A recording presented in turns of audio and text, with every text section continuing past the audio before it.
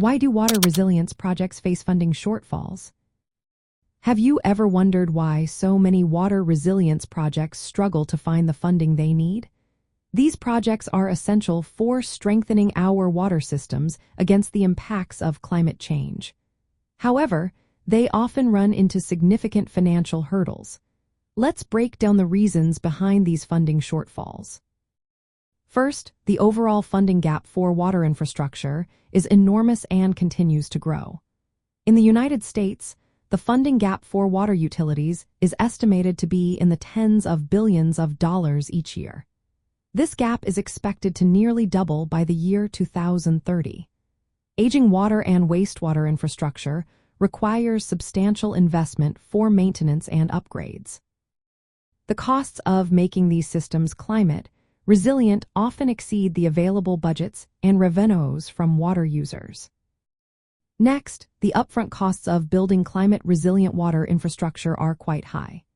Incorporating advanced technologies and energy-efficient designs requires significant initial investment.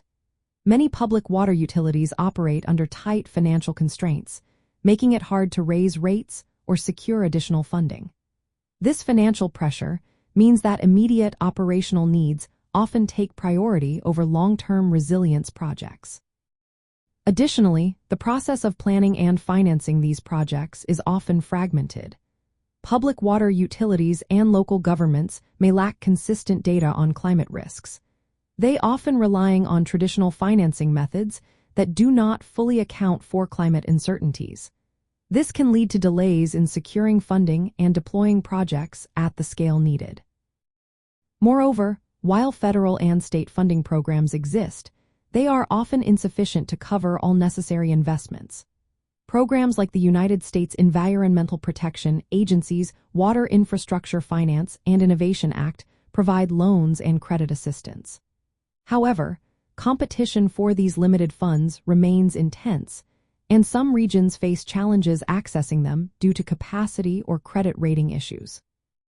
Lastly, innovative financing approaches like public-private partnerships are emerging to attract private capital. However, these models requiring strong local ownership and alignment of interests, which can be difficult to establish and maintain. In summary, water resilience projects face funding shortfalls due to a combination of a large funding gap, high upfront costs, fragmented planning processes, insufficient public funding, and challenges in innovative financing. Addressing these issues will require coordinated efforts to improve funding mechanisms and integrate climate risk into planning.